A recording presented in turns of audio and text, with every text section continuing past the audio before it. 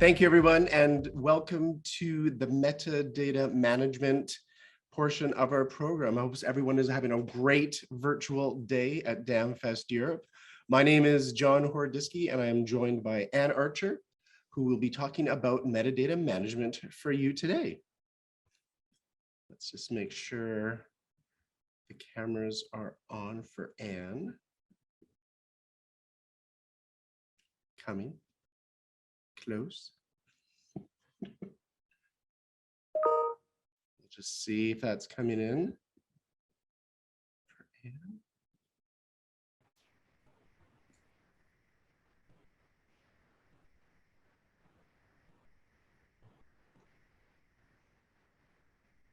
I think it is. All right.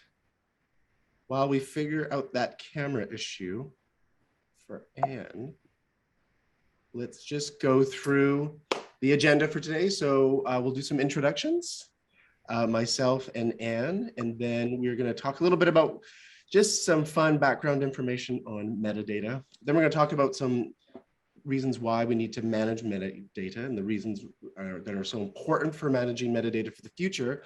And then Ann's going to give a presentation on her great digital archive and preservation work at British Telecom. And without further ado, I will introduce myself first and then Ann will go. My name is John Horodyski. I'm a managing director with Salt Flats, and I do digital asset management, metadata and taxonomy design, consulting in MarTech and governance, all those good things with your content. Been doing this for over 20 years now. Came to the industry with 2 master's degrees, one in information science and one in archival science. So metadata has played a big role for much of my career. I had the pleasure of working with organizations from Fortune 10, 50 and up, consumer packaged goods, retail, media and entertainment, pharmaceutical, insurance, lots of good industries. I also teach a graduate course in digital asset management at San Jose State University in California. Been doing that for over 15 years now. And in addition to doing public speaking around the world, a lot of good work with the Henry Stewart organization. Also do a monthly column with CMS Wire, wrote a book a few years ago on DAM, and I have a new book coming out in January on metadata, and it's called Metadata Matters. So more to come on that. And now I'm going to pass it over to Ann to introduce herself. Hello, can you hear me? We can hear you. Excellent. Well, I think there's a bit of an issue with my camera at the moment, but I'm hoping to fix that by the time that I come to speak about this shortly. So I'm Ann Archer. I'm the head of Heritage and Archives at BT.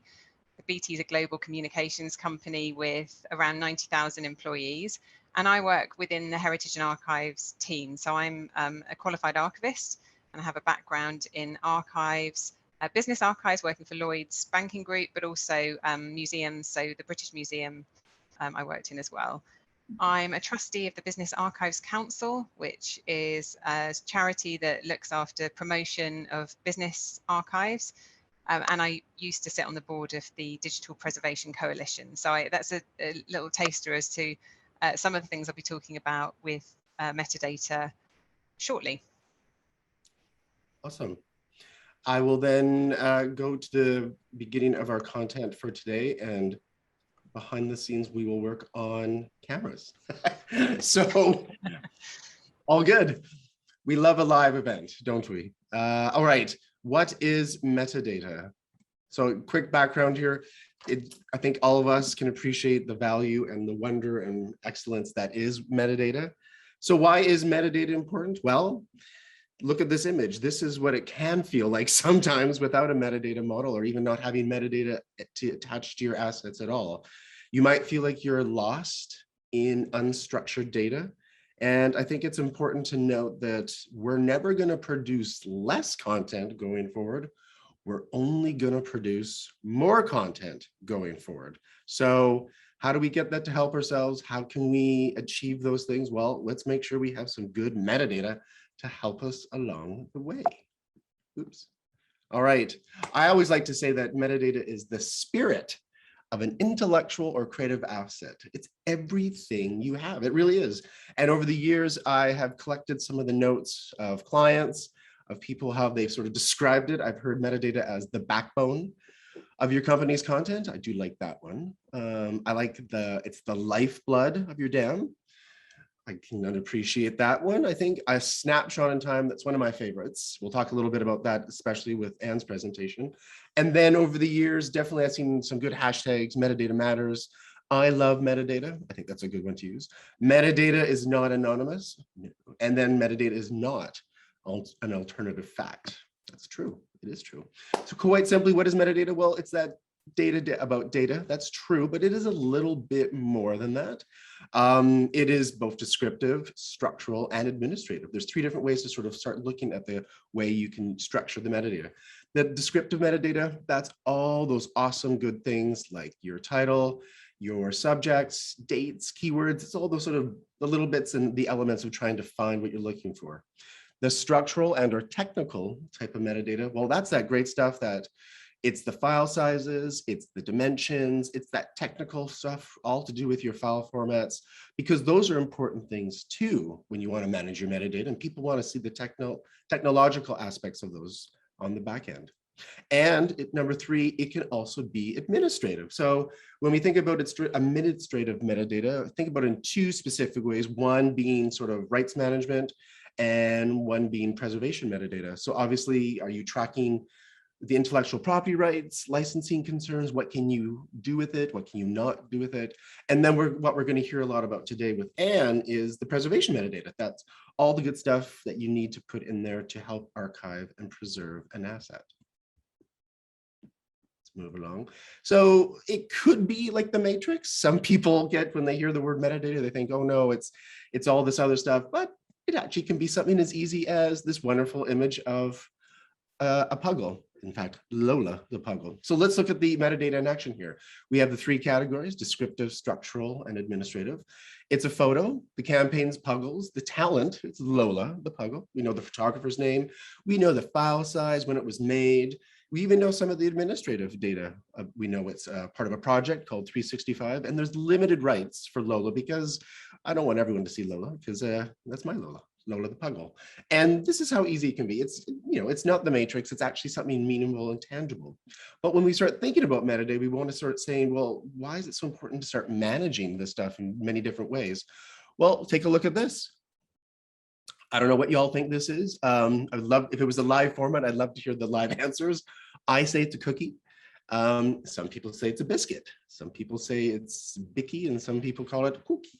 This is all the same thing, but without the good metadata behind the scenes, you know, how do we track these things? How do we manage who our users are and ensure we're speaking the right language to the right people at the right place?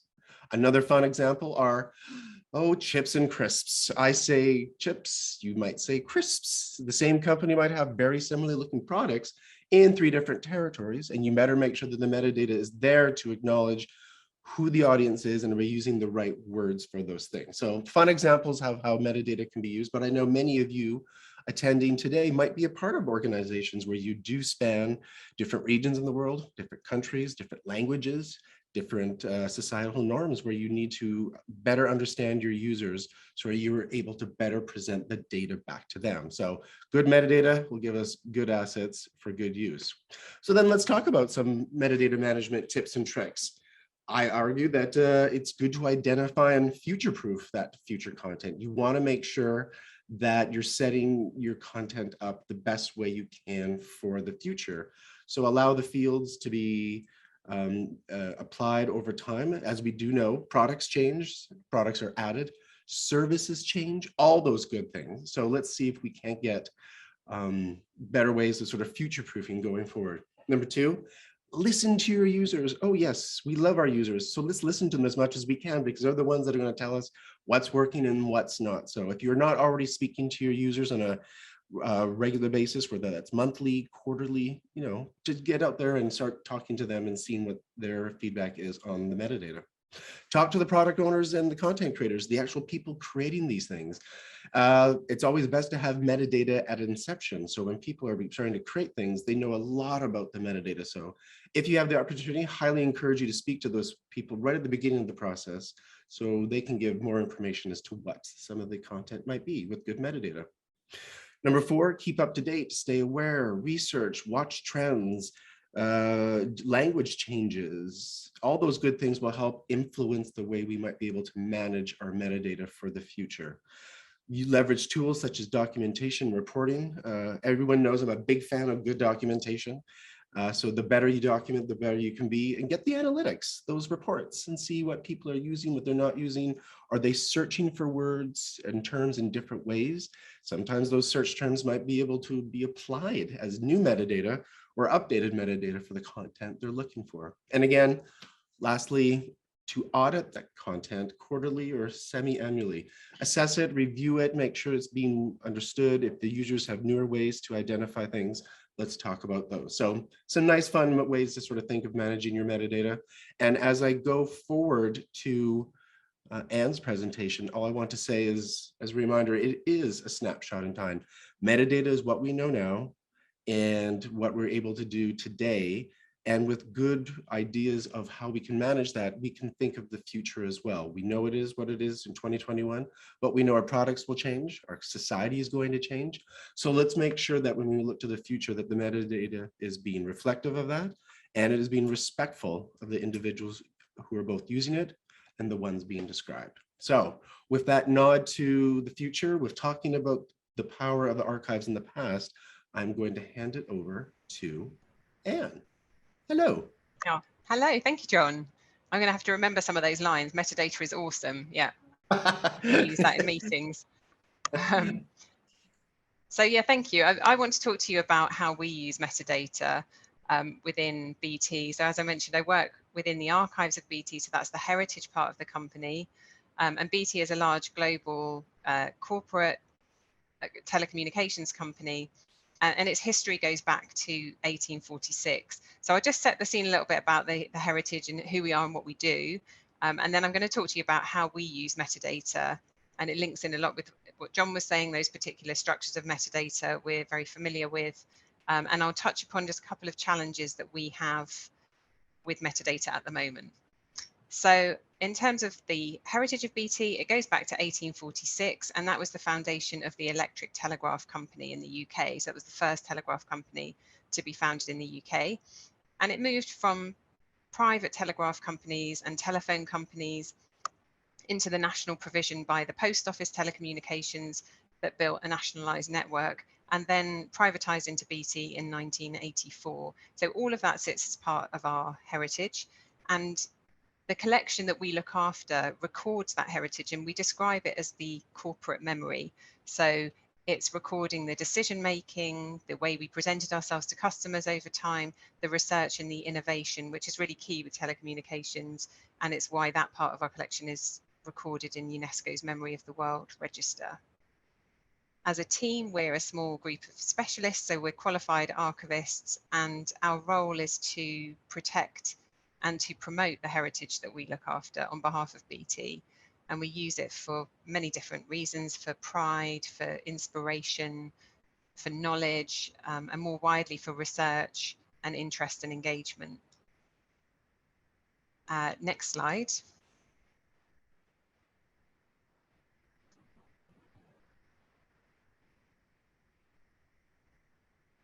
Thank you. So in terms of our collection and our data landscape, I suppose this is an image from the 1890s of the telegraph network being built, and we have a collection of physical material.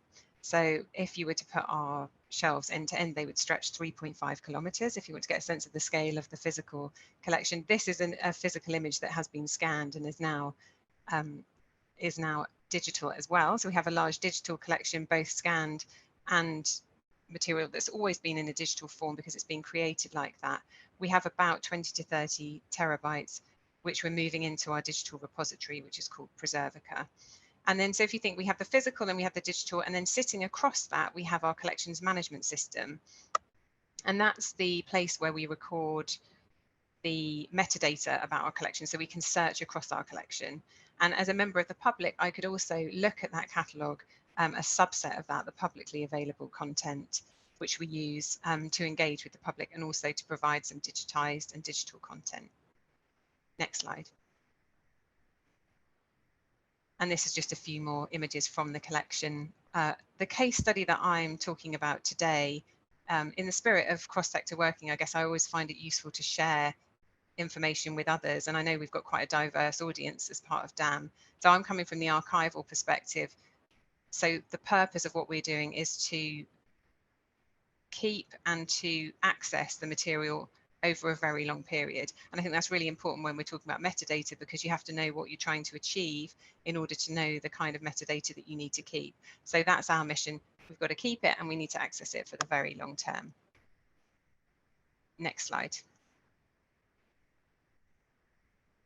So how do we use metadata in BT Archives? This is a screenshot on the right-hand side of our public catalogue. So that's the one that interfaces with our collections management system. So it has quite an academic look and feel, but it's where you can access all of the metadata and our digital collection. And you can see on the left-hand side, that's one of the images from the archives. And it's a publicity poster showing the unseen but unceasing work that was being done in the background during the Second World War to keep the network going, information being absolutely key. And as a user, if I wanted to find this particular image, I could search in the top right-hand bar there. I could do a word search, kind of more of a Google search for unseen, for example, and I could bring back this record. And that's because we're using a descriptive international standard, which is called ISAD-G, and other archivists that are listening to this will know that well, but it's the International Standards for Archival Description. It's a model that allows us to, it gives us a minimum number of fields that we must use, amongst other things, in order to ensure that our records are accessible. So you can see there that there's a unique reference identifier, there's a title, a description, things that you might expect in order to understand that digital object. The other thing that I could do is I could search for the artist. So the artist of this work, NJ Sarg, there's a authority record, as we call it, a piece of metadata about him, the artist, giving information, and then we can link that piece of metadata to any records in our collection that were created by that artist. And what that allows us to do is have one standardized way of describing that person rather than have him described in every single record, so that you can keep it consistent. So this is kind of like the crisps and chips idea that that John was mentioning, that you can standardize, or you could describe it in lots of different ways, and you could attach that piece to anything that was in your collection that related to that. And then finally, the structural metadata for us, what we are using, the way I'll use that terminology here is the structure of the context of the material. So if you look at the top of the right-hand side, you can see that there's a kind of tree structure, and that's taking you from the very general, which is BT Archives collections, down through communications and marketing, down through advertising and publicity, and into the very specific series of records, which is these posters, which were produced from the 1930s to the 1960s. And that's really important with archival collections, because we need to put them in the context of the organization that's created them. And that's where it differs from, say, a museum object or a library book, that you need to understand why it was created by who, within which structure in the organization. So that's really key for us. Behind the scenes, we're also capturing administrative metadata. So there'll be legal information, security and copyright data. And then there's also preservation metadata, which I will come on to. But that's the kind of unseen but unceasing part of the metadata, that it's working in the background to do what we need it to do, but you don't always necessarily see it as a user. Next slide. So moving on to the challenges that we have with metadata, the first one that I wanted to highlight was related to digital preservation. So the material that we're keeping, we need to keep it for a very long period of time. And it's really apt to be talking about this today, because it is World Digital Preservation Day. And one example of a digital object that I've put on the screen here is this telegraph engineer from 1934 that's up a pole fixing some wires. It's just one example of the kind of material that we need to preserve. And the things that we need to consider with preservation are, for example, characterizing that file. So if I take this particular object into my collection, do I know for sure exactly what it is? It might be a .tif file, but do I know exactly what type of TIFF it is, because there may be 10 different versions of TIFF files. So I need to know exactly what it is so that then I can act on that. I might find that a particular file will no longer be readable. I might need to convert it so that I can continue to read it, but I need to understand that across my repository so that I can continue to actively preserve and manage it. I also need to know the information about the digital signature or the fixity, which is a specific piece of information about that object so that I can check in future that it hasn't changed.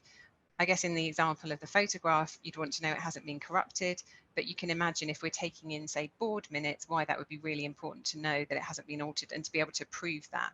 And all of that information will be kept as metadata alongside that digital object. So metadata here is key in making sure that we can still access and ensure the integrity of that data over the long period of time. Next slide. And the second challenge is a very different challenge related to metadata, and that relates to John's comment that metadata is a snapshot in time. So it's not neutral, it's created by a person, it's created in a particular time frame, and it can have bias in the same way as an archive collection is not unbiased. And I think this image can help illustrate that. So this is a map from the 1900s from our collection showing the British Empire cable around the world and how the world was being connected via this imperial network.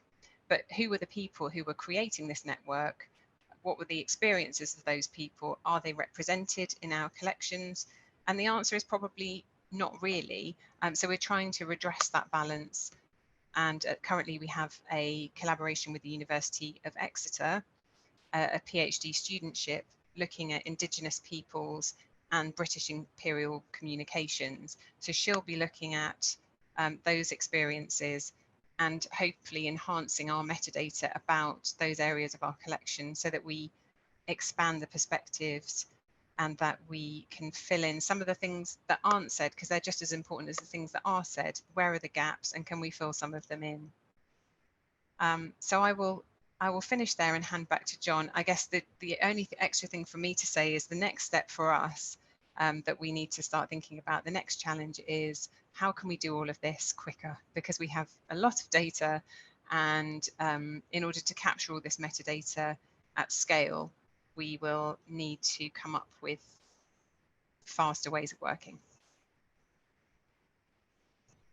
So that's it from me. Thank you very much.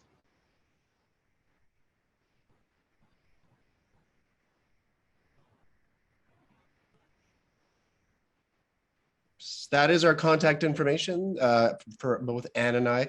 This is now the time of the program for a great Q&A, so please send your questions over. But if you want to contact Anne or myself, here's our information here. I'm going to stop sharing this so we can go, I think, back on camera. We think. We'll try that out. If not, I guess we will be off camera for a while. We'll see. Start my video. Anne is up. I am up. Here we go. Here we go. Okay, Anne, that was so amazing. The questions are coming through. I can see them. They'll be put through the chat. Two quick things. That one slide you shared, I know we had seen this in the when we were sort of preparing for this, but it's that unseen but unceasing. That is such a brilliant phrase in one respect, but the whole idea of metadata is somewhat unseen but unceasing. It sort of like drives so many of the things. I think that's a great sort of inspirational slide, especially on today being World Preservation Day. The students that you received, how was that initiated? Was that through your own sort of understanding and research about metadata and in terms of like currency and respectfulness during 2021, or how did that come to be? Yeah, well, it was one of our research interests. Is something that we wanted to explore more, and we're part of a consortium of museums and archives with the Science Museum, where we look at studentships, and people can we can create collaborations and then have those funded. So that was something we were really interested in, and worked with the University of Exeter on coming up with that as a suggestion. Excellent. And then luckily it was successful. Mm-hmm. I think as we go into 2022 and beyond with more sort of interest in this type of work, I think we're going to see a lot more people engaged in those types of discussions, and certainly being reflective, as you and I both spoke about. Metadata is a snapshot in time, and you certainly showed the power of the preservation of the archives. And sometimes we do need to take a look at our collections and just see, how are we doing? You know, how are we managing it for a modern audience, perhaps? So I think that sort of tip of what you're doing. And if anyone has more questions for Anne about how that happened, great work that's being done there at BT. So well done on that. All right, so the questions are coming in. First question for you, Anne, from Hannah. Hannah asks, how can we balance maintaining strict metadata governance while remaining agile to emerging trends, technologies? Wow, good question. That's such a good question. I mean, I think, yeah, it's such a good question. Yeah, and that is something that we're working on at the moment. And I say that is something that I don't have any easy answers for right now, because it's an area of such development, and things are moving very quickly. From our kind of perspective in the archives, because again, as we're talking about, that we need to manage this material for a very long period of time. So I do think it depends on your goals when you're recording metadata. For us, we do need to be quite rigorous about it, and we do need to capture quite a lot, as you could understand from seeing the presentation, about the kinds of things that we need to think about to make sure that happens. One thing I always find is just consistency. I mean, even if you have to be quite agile and you're taking kind of elements that automated fashion, it's just knowing what you've done over time. And again, I know it's a very archival comment, but there will always be legacy approaches. So if you can just know what was done before and what you're doing now and link them up, then that really helps to continue to be quite agile, I think. How about governance? Is that something, tell us a little bit more about governance at BT. How does that work right now?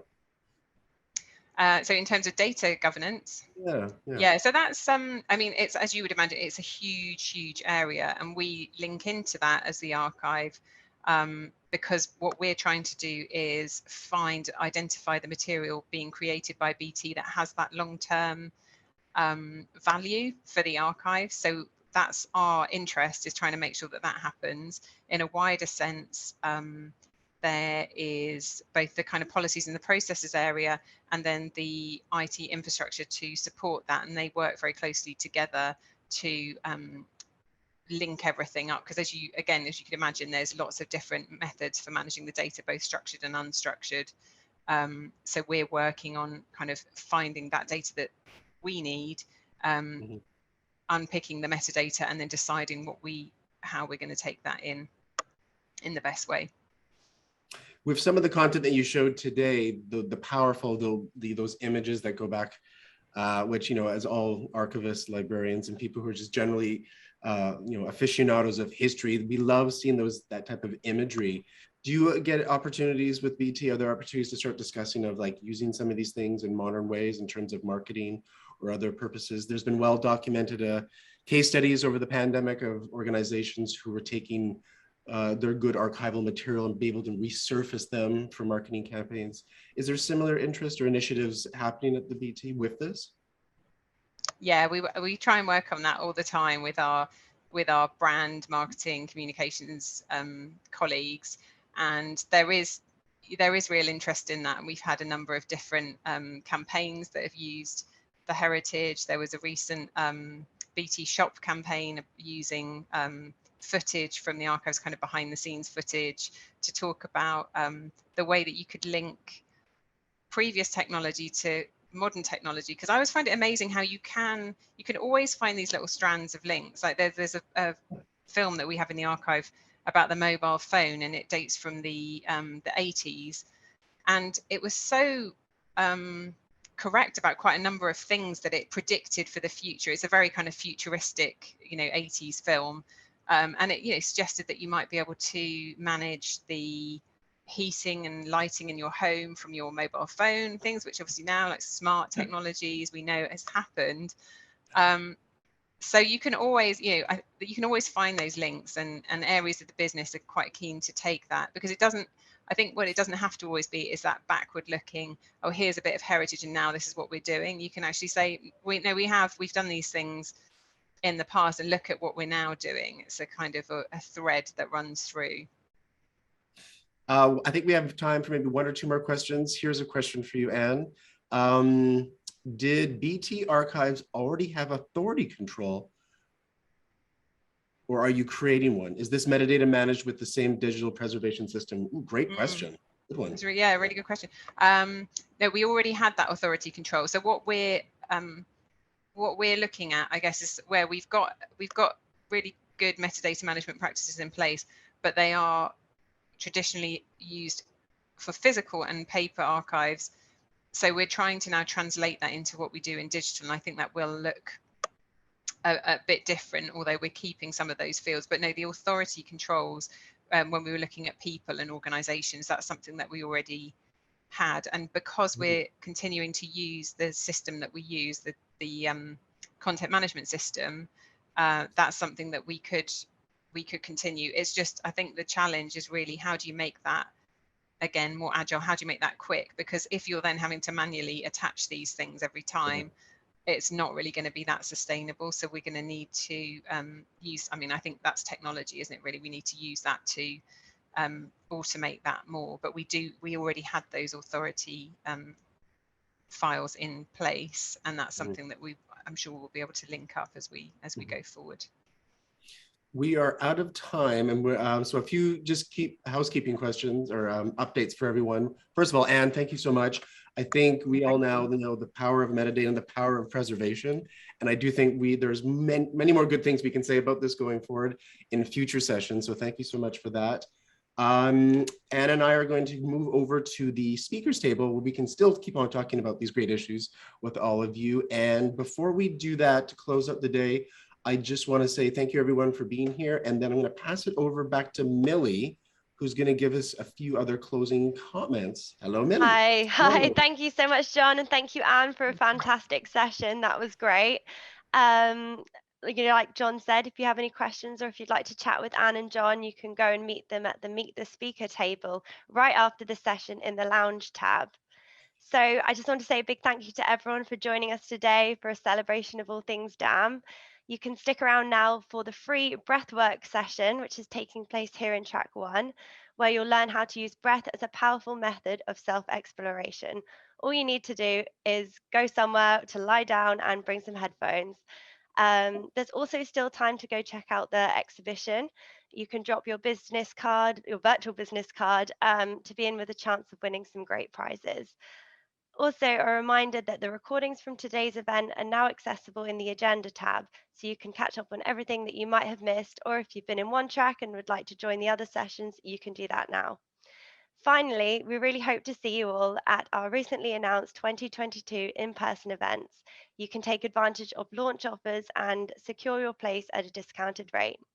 Thanks again, and we look forward to seeing you all again soon. And thank you, Anne, and thank you, John. Bye. Yeah.